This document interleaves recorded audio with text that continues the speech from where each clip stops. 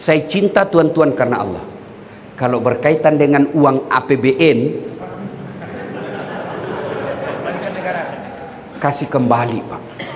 Selama Bapak tidak kembalikan itu, Bapak disuruh pikul nanti di padang mahsyar. Itu biasa kalau saya lihat koruptor yang bebas, 3 miliar, 10 miliar, 40 miliar, disuruh pikul nanti itu di padang mahsyar Pak. Disuruh pikul, kan orang di padang mahsyar itu ngantri Pak.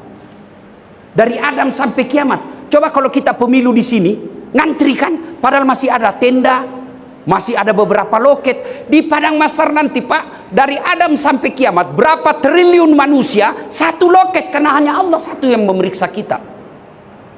Dan di situ kita dipanggil satu-satu. Siapa dulu yang dipanggil? Bukan nenek kita yang duluan mati. Siapa dulu yang dipanggil? Nama-nama Islam dulu. Biar dia duluan wafat, kalau namanya tidak Islam di belakang. Dipanggil juga tapi di belakang. Abdurrahman, Abdul Jabbar, Siti Fatimah, Mutmainnah, Das'at Latif. Itu di duluan dulu Pak. Roni, Tony, Joni, Nining, Ningsia, di belakang Pak. Ini bukan Das'at yang ngomong, ini hadis.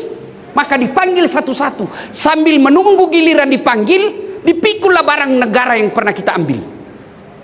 Lewatlah anak buah kita. Oh, Bapak yang ambil meja di kantor, saya yang dipecat. Nah, maka sebelum terlambat kembalikan Pak. Kembalikan.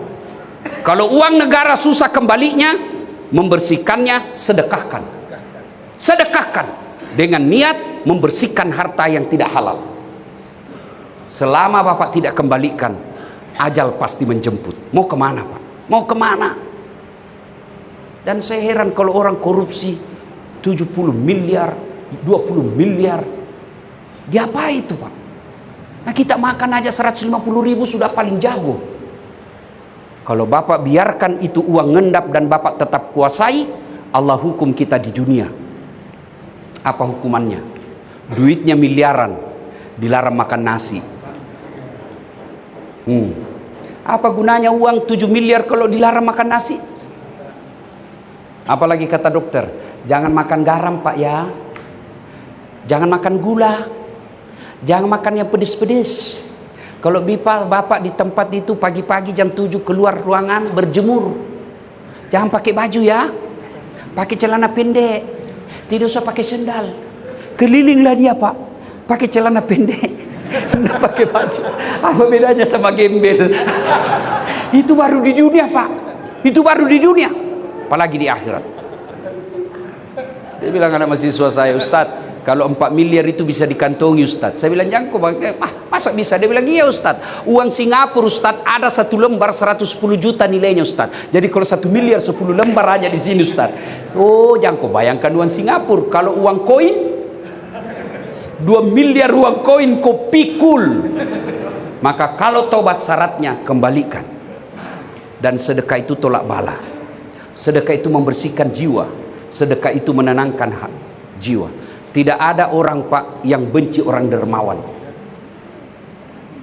Saya mau tanya bapak-bapak, senang kalapas yang pelit atau dermawan? Dermawan. Senang tetangga yang pelit atau dermawan? Senang teman yang pelit atau dermawan? Senang mantu yang pelit atau dermawan? Tidak ada orang senang pelit. Bahkan orang pelit sekalipun tidak senang sama orang pelit. Jangan kau ke rumahnya pelit, padahal dia juga pelit. Maka bapak-bapak, saya mohon maaf, saya cinta tuan-tuan karena Allah. Kalau ada harta yang tidak halal Bapak peroleh selama ini karena kehilafan, taubat, menyesal, mengakui, kembalikan, ganti dengan kebaikan. Apa ganti kebaikan itu? Berderma, bersedekah. Nah, Bapak saudara-saudara sekalian, setelah di lapas ini Bapak betul-betul bertobat, mengakui kesalahan. Apa janji Allah? Dengar Pak janji Allah. Innal ladzina amanu wal ladzina hajaru wajahadu fi sabilillahi ulaika yarjuna rahmatallahi. Kata Allah, sesungguhnya orang-orang yang hijrah bertobat, itulah orang-orang yang betul-betul aku rahmati hidupnya dan aku mencintai mereka. Daripada di luar tetap maling, tetap mencuri hanya karena dekat dengan kekuasaan, tiba-tiba mati mendadak. Kalau bapak merantau ke Sulawesi, di Sulawesi tidak enak, ada pilihan?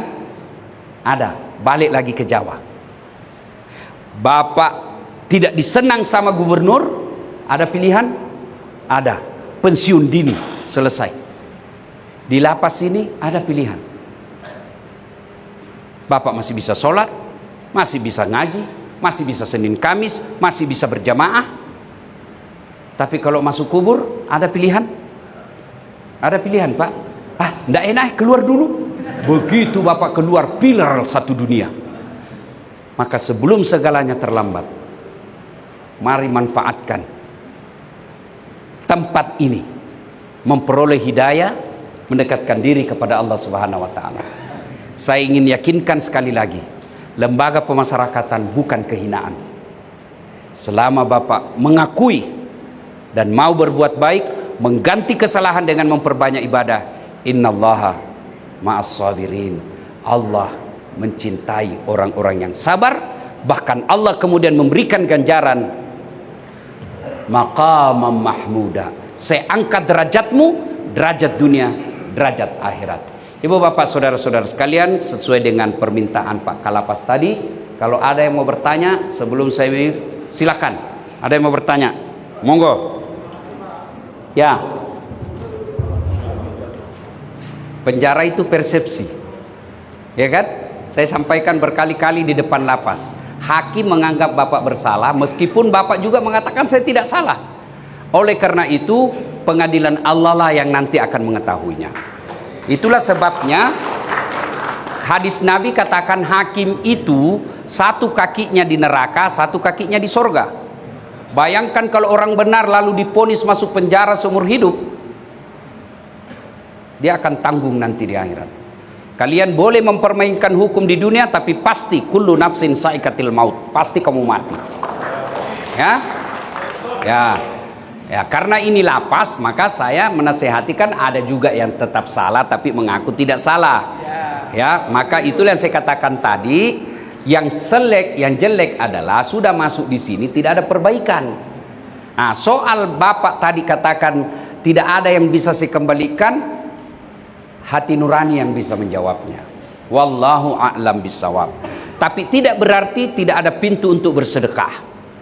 Bapak tahu penyesalan orang dikubur 5. Satu diantaranya orang yang malas bersedekah. Jadi kembalikan itu uang negara kewajiban. Sedekah itu sunnah.